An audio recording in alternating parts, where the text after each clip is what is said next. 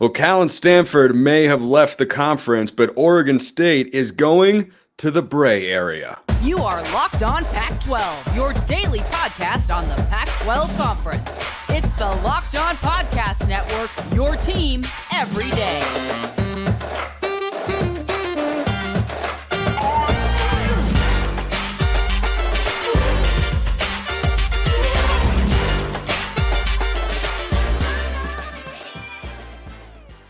Welcome, everybody, to another episode of Locked On Pac-12. I am your host, Spencer McLaughlin. Thank you so much for making this your first listen or your first view of the day. Part of the Locked On Podcast Network, your team every day, and your number one source to stay up to date with our media rights and soon to be mostly team-free, but until then, beloved and loaded Conference of Champions. Like, comment, subscribe, rate, and review, please, and thank you wherever you listen to or watch this show, which today is brought to you by Prize Picks. Go to prizepicks.com/LockedOnCollege. Use code LockedOnCollege for a first deposit match up to $100. Daily fantasy sports made easy. Carter Bahns of Beaver Blitz and 24/7 Sports joining me here today. You can blame him for the pun at the start of the show. He gave it to me right before we recorded. Carter, it is the Bray area and the Bray era of Oregon State football now, with Jonathan Smith having left. Your reaction is what? Well, it's hard to call any hire a home run hire given the circumstances, I feel like, at Oregon State. But when you take everything into account and you recognize what's on the line for the Beavers going into the 2024 academic year and athletic year, I don't think you could have made a hire much better than the one that Scott Barnes just made, elevating Trent Bray from the defensive coordinator position to head coach. I think the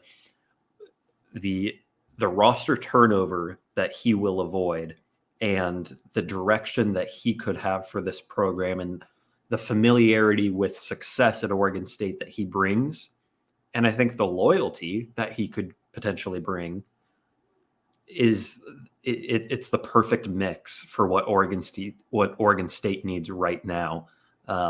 You've heard Jonathan Smith use the right time, right fit vernacular at Michigan State. I think Trent Bray is the right fit at the right time for Oregon State. I mean, I don't think there is another direction that the Beavers could have gone that would have elicited this kind of reaction from players, fans, boosters, staffers alike. The resounding "this is our guy" is deafening within the Corvallis community right now. Yeah, a big time positive reaction from a number of players. I think Damian Martinez was hosting a Twitter space talking about it on Tuesday night after the announcement, which I didn't think it was going to come until Wednesday. I thought this would be a topic for Thursday's show, but lo and behold, here we are. I think Bray for a long time has, been a candidate for the job, and has certainly been, I think, if you were setting odds, a betting favorite as well, given the familiarity with the program. And also, let's not forget, this is a guy who is getting this opportunity, not just because he's been at Oregon State, but because he's done a great job on his side of the ball. I mean, in 2021, this was an Oregon State defense that was straight up bad and, gave up a bunch of points to a 4-8 Colorado team. And now in just 2 seasons, he's transformed the identity of this Oregon State team into a defensively led culture. So I think that's been, another feather in his cap for Scott Barnes here. And I think his track record is quite good as a coordinator. He has not been a head coach before. I think what this reminds me of, Carter, is the Marcus Freeman hire at Notre Dame. You have a big-time head coach who leaves for a bigger job where he's going to make more money, and you promote the defensive coordinator, and then the reaction is overwhelmingly positive. And by the way, Oregon had a situation like this. Once upon a time, Mario Cristobal was the offensive coordinator for the Ducks, and Willie Taggart was the head coach. And the guy who the players wanted to be the head coach was Mario Cristobal. And that turned into a successful 4 years of Oregon football in Eugene. So I think there is something to be said about an in-house coordinator who the players are actively lobbying for, who's got familiarity with the program, who has the best chance to give Oregon State an opportunity to compete in 2024. Because as we'll talk about, roster retention is going to be a big subject of discussion for the Bees. I'll be talking about it plenty here on the show because feels like it's going to be pretty important for Oregon State going forward here. But I don't know that I would describe this as the safe hire. I think it was the most logical hire, even though he hasn't been a head coach before. I think there's plenty of upside there. And look, there is an unknown element for sure, but I think the upside is real. And I think the familiarity and continuity is why they ended up making this choice. I don't think safe is the right word for it either, because there is an inherent level of risk when you tab a coordinator who has never been a head coach before. He's been an interim head coach. He was the interim head coach at Nebraska when Mike Riley was fired, or when that blew up. And you don't tab interim head coaches for no reason. You pick those guys for a reason. And I think Trent Bray was, that choice at Nebraska because he's in many ways fit to lead. You've seen him climb through the ranks at Oregon State, graduate assistant, then linebackers coach, and defensive coordinator. So, somebody who has essentially made his own ascent through the coaching ranks almost exclusively at Oregon State, save for that brief stint at Nebraska. Now, I think when you look at some of the parallels in similar coaching hires and moves, one that comes to mind being Washington State with Jake Dickert. Obviously, different situation. Mm-hmm. It was in season because you had the Rolovich debacle, really. I mean, that whole scenario was kind of a train wreck with how that played out on both sides. But tabbing Jake Dickert for the continuity approach, you've already proven that you can lead this team to good defense approach. And we've seen that, I think, by and large, work out for the Cougars. Not necessarily wow, this guy is really doing special things in Pullman type thing, but to stabilize the program when it needed it, I thought that was a great move by the Cougs and reminds me a lot of Trent Bray. Now, when you look at another situation, you can point to Mississippi State as here's what happens when it goes poorly. Mike Leach obviously tragically passes away last year. R.I.P. Pirates forever and always. 100%. They go with Zach Arnett to step in, stabilize the program, named him interim, and then elevated him to the full-time position shortly thereafter. And again, a defensive coordinator who retains a lot of the roster, but implements his style and it goes poorly. Now, I think Mississippi State is the kind of job where, as you've seen in the last couple of days with their hiring of Jeff Lebby, you need an offensive guy. I don't know if Oregon State is like, you have to have a Jonathan Smith bright offensive mind to win. I don't think that is a prerequisite at Oregon State, particularly as they go into this new era where they're playing, potentially a split G5, P4 Mountain West model, who knows. So I think long-winded approach to get to this. There is the outcome in which this is a home run hire and Trent Bray becomes an Oregon State head coaching legend. And there's the outcome where you sit a year later and you say, well, he had the roster he wanted, but his system didn't work out. Where do you go from here? So high risk, high reward, I guess. Like you said, I wouldn't categorize it as the safe hire, but it's, I think, the right hire at the time, at least. I think it's the right hire for 2024, and that season is going to tell us whether or not it's the right hire for the years that go beyond. And we still don't know, by the way, what that schedule is going to look like for Oregon State. We have an idea, a pretty good idea. Scott Barnes has spoken about that, and so we shall speak about that.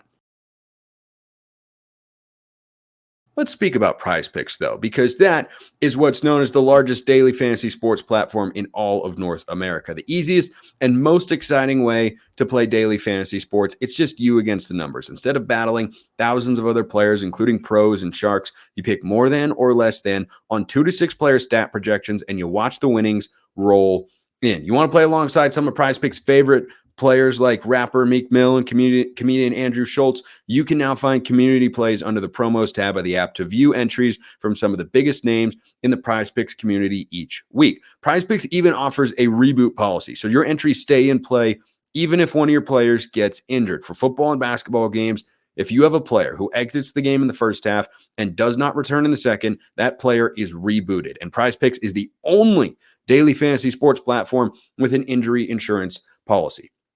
Go to prizepicks.com/lockedoncollege. Use code lockedoncollege for a first deposit match up to $100. That's prizepicks.com/lockedoncollege. Use code lockedoncollege for a first deposit match up to $100. Prize Picks, daily fantasy sports made easy.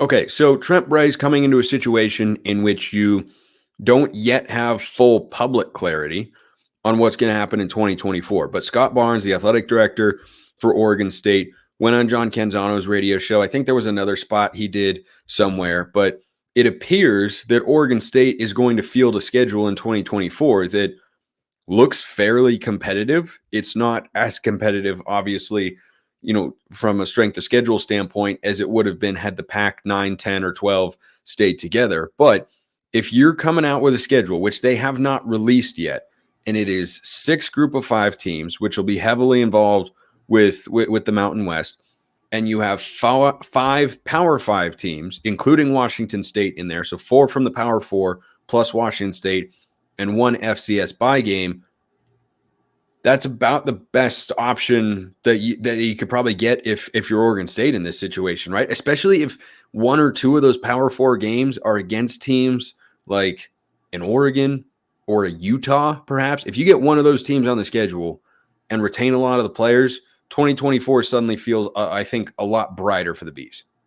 Notre Dame also a possibility. That would be awesome. That P4 spot, they have an opening, I believe, as an independent.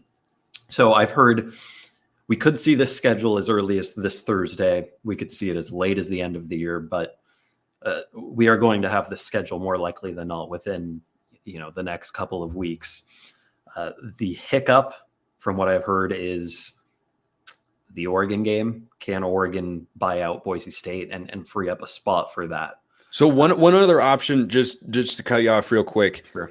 One other option I've heard on that front is moving the Texas Tech game. Instead of playing Oregon, have them play Washington State, who's obviously looking for Power 4 games.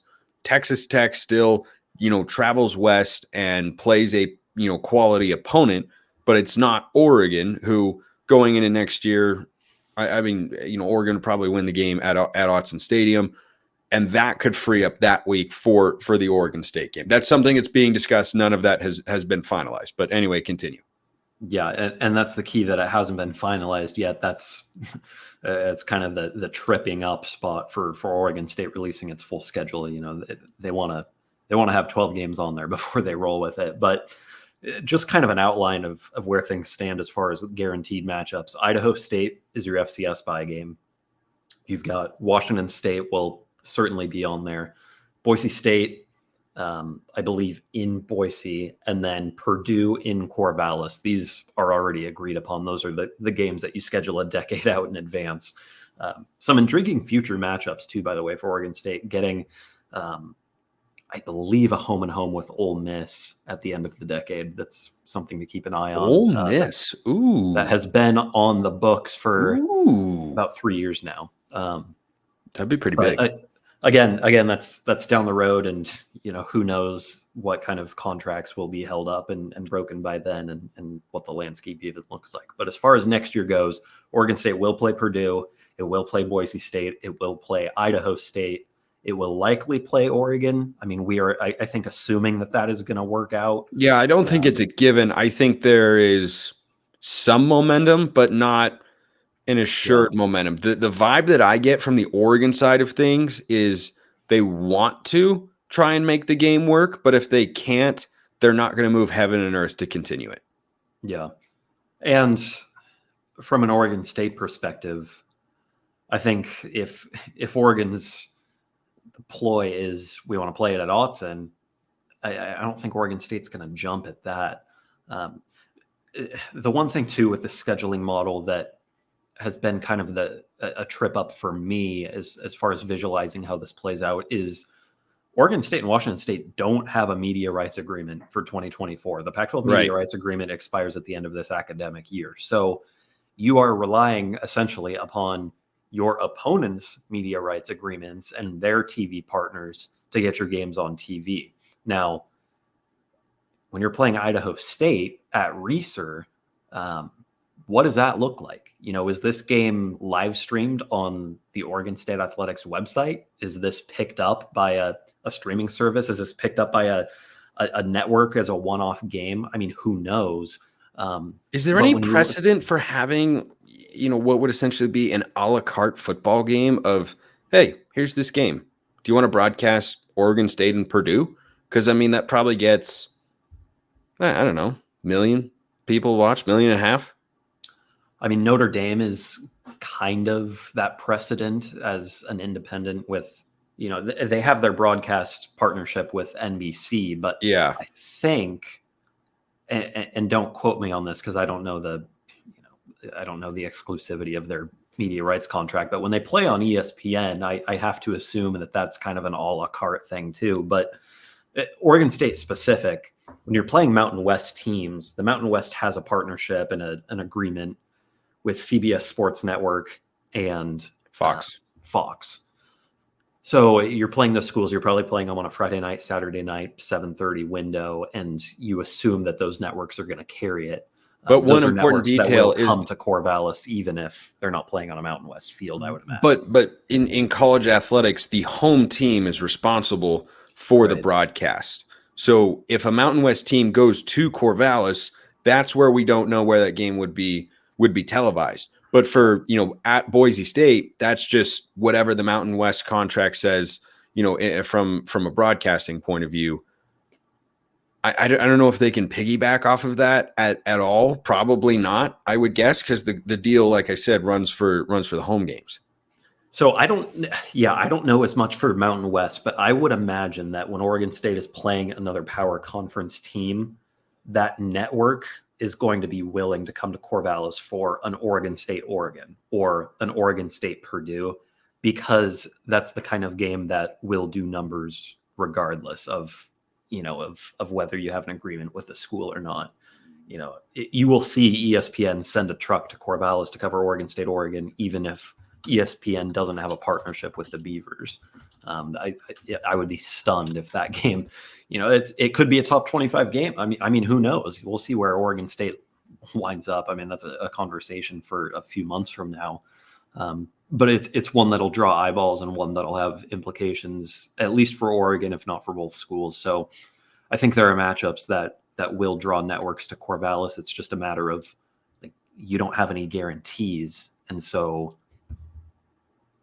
outside of the games that you're playing on the campuses of schools that already have media rights agreements, you might be scrambling a bit, which I am fascinated to see how that plays out. And obviously Washington State has to deal with it too. And, it's no given that they get big networks in Pullman. So yeah, just a bit of that equation that I think hasn't really been touched on yet, that I think is going to be interesting to watch. Yeah, a lot of this has been centered around Oregon State because their coaching search has been coupled with it. But it appears that Jake Dickert, I haven't seen his name for, up as a candidate for any of the current openings. I don't know which opening, frankly, he would take that, is better in the situation he's in. I mean, the Duke job, but I mean, what are the ties there going cross country? I don't know that that's something that's going to be in his future. And, he also just, unfortunately for the Cougs, put together a 5-7 football season. Carter's telling me to pause. With Jake Dickert, I just looked at his profile real quick. I mean, he's got experience in North and South Dakota, Minnesota State. I'm curious if maybe the Indiana job is a possibility. With Tom Allen being fired, he's a guy that has ties to the Midwest. Could make sense, but yeah, I mean, certainly, that is certainly. I think Dickert would take that job. I don't know that Dickert is on their radar. Smith was on Michigan State's radar. By the way, I think Jake Dickert's a good football coach. I have long sung his praises here on the show. I think he's done a good job up in Pullman. In 3 seasons, he's put together 2 winning campaigns. Go look at Washington State football history. That's pretty darn solid. I think he does a lot of really good things. I don't know that he is, off a 5-7 season. Michigan State hired Mel Tucker, I suppose.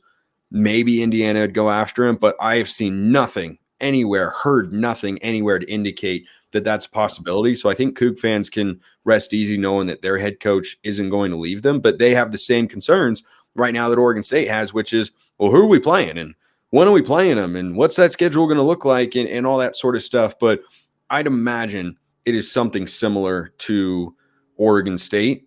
It's just more talked about from the Beef standpoint because of the coaching change they've got there with Jonathan Smith.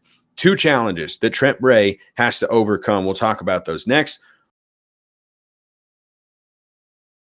After, of course, we talk about LinkedIn, because when you're hiring for your small business, you want to have as many top-tier candidates as possible to interview. That is why you have to check out LinkedIn Jobs. I bet you money, Carter, that Scott Barnes used LinkedIn Jobs to find all the qualified candidates for the Oregon State coaching vacancy, and Trent Bray's name popped up in there, and he said, you know what? That's the most qualified candidate right there. Others interviewed.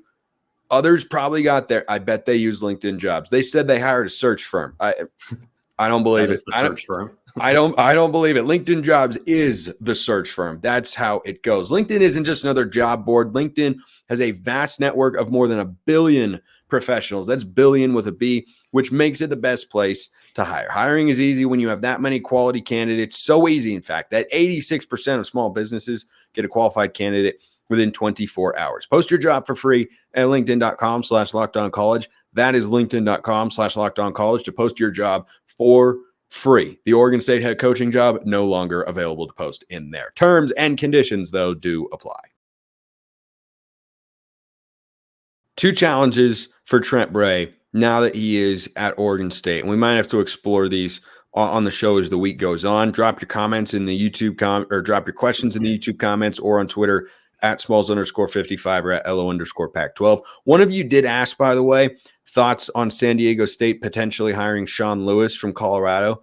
I think that'd be a good hire for 2 reasons.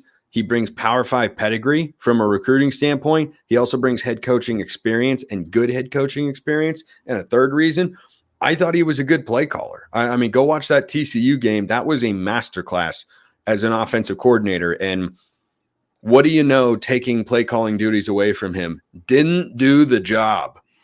Can't believe that didn't solve Colorado's problems. I'm shocked. Shock and awe in college basketball, as Jim Nantz famously said when UMBC beat Virginia. The guy won at Kent State. Yeah, Kent State, not historically a great program there. So we can parlay that into the Oregon State conversation by saying that Sean Lewis is not a candidate for the offensive coordinator position, but I think that is higher number 1 because Smith, an offensive guy, Brian Lindgren was the OC. He goes with Smith to East Lansing to be on the staff over there at Michigan State. What do you do here as you look for an offensive coordinator if you're the Beavs? Few avenues you can go, and I'll plug beaverblitz.com. They have a hot board up for the offensive coordinator position as of tonight. We're recording this Tuesday night. Version 1.0 is up on there. I'm not going to give away the names on there because I want people to go check it out, but I think there are a couple of ways you can go. You can go the Oregon State coaching tree route. I mean, there are guys that Trent Bray has coached with, played with, that are available within the Mountain West ranks. I think it's an interesting battle at Oregon State because obviously you want to have guys who know how to win in Corvallis, but you've seen so many times that when you keep things too in-house, like I don't want to say it leads to dysfunction, but you don't get enough unique voices in the room. And so I am interested to see which way Trent Bray goes. The key here is that Oregon State cannot afford to mess this up. I mean, Trent Bray is a defensive-minded coach. All of his coaching experience, his playing experience comes on the defensive side of the ball. I think the Oregon State defense will be fine regardless of what they do at DC. I mean, I think Trent Bray is going to have a pretty strong voice in that room regardless of who takes that position. So OC is the one to watch. Kefense Hinson, the wide receivers coach who's been at Oregon State, is familiar with what Brian Lindgren did and what Jonathan Smith did. So whether you keep him around as a position coach or maybe you even look at him as an offensive coordinator candidate, interesting to see if maybe the continuity sake of keeping one of your original or, your previous offensive minds in the room works out. But I mean, I think this is going to be a pretty wide search because you have to find someone who has experience, whether that's play calling or being under an outstanding play caller, and somebody maybe with ties to Oregon State, but somebody who I think can step in and get this thing rolling right away. You're not experimenting with, because when you have defensive head coach, you need somebody who's going to carry the load offensively. I hear that Marcus Arroyo is available. I am so kidding. I am joking, like at the hardest possible levels. But speaking of UNLV, I wonder if Oregon State could pluck their OC, Brennan Marion. Yeah. I love it. I mean Barry Odom, the head coach at UNLV, was on Beaver Blitz's hot board for the head coaching position. I mean, look at the job that entire staff has done in 1 year, turning UNLV into a potential Mountain West champion. They're playing really good football, playing good offense. I don't hate the Marion hire at all. Yeah, I don't know if the pedigree of Oregon State with their unfortunate relegation here is enough to lure him away. Mm-hmm. But I mean, I think that if you looked at Oregon State's schedule and you looked at whatever UNLV has next year, I think you have more resources at Oregon State. You have better brand power at Oregon State. And I think you're going to have, maybe by a slimmer margin than it would have been, you're going to have a stronger schedule and be able to compete at a higher level. I mean, if you get Notre Dame on that UNLV schedule, played Michigan this year, but still. Right, but they're playing Michigan without a chance to beat them. A body bag game. Yeah, exactly. And like, it's a bye game. It's, you go in there, you get your butts kicked, you walk away with a paycheck. That's the way that college football goes sometimes. But at Oregon State, if Notre Dame pops up on that schedule, Brennan Marion, I would look at that and go, man, could win that game. Or playing Utah with a chance to actually win, or Oregon with a respectable chance to win, perhaps. I don't know. I'd consider it. That's just a name that pops into my head. But I like another one that pops up, Aidan Chiles. I think DJ Uiagalelei was an upgrade from Ben Gulbranson. I think he showed that in several games this year. I think Oregon State loses the Cal game if Ben Gulbranson is the quarterback. I think Oregon State is not as competitive in other games if DJU isn't back there.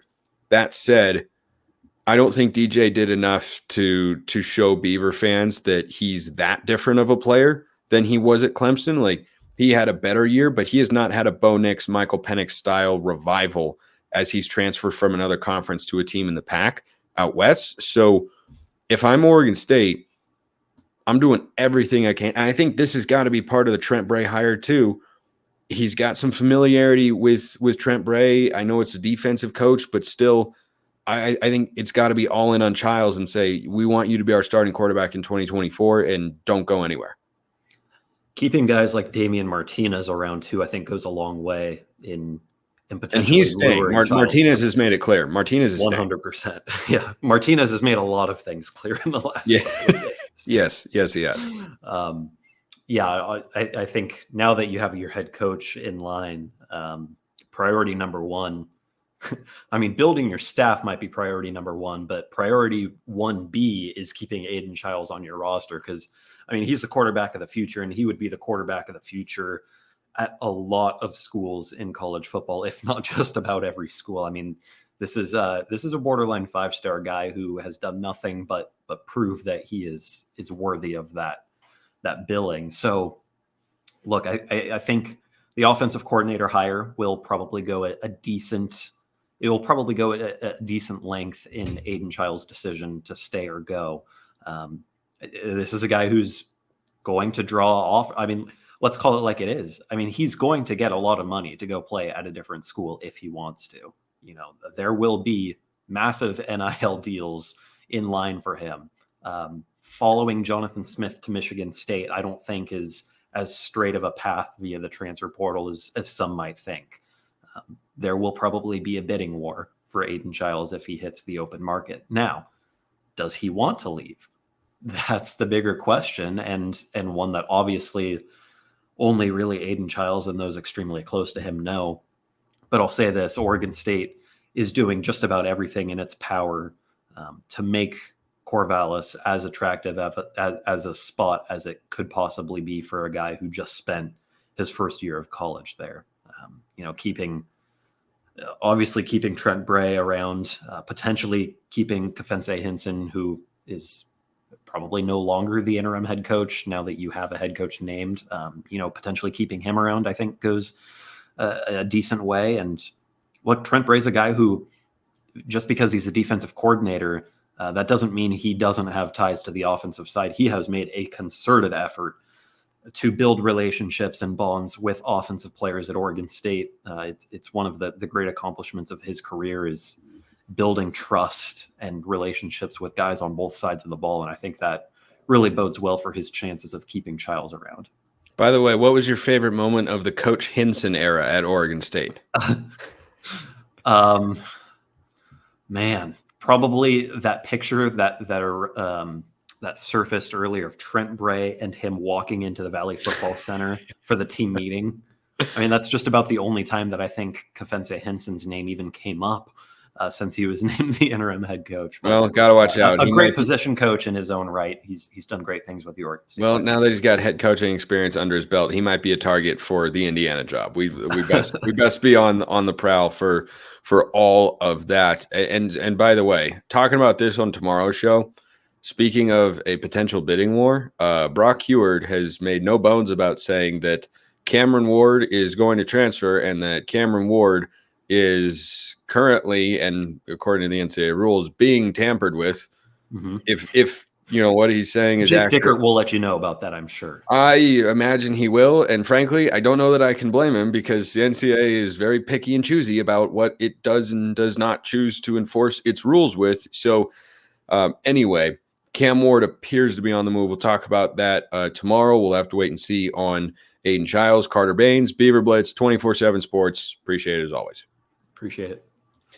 Appreciate everyone listening. I will see you next time. And until then, hope you have a wonderful rest of your day.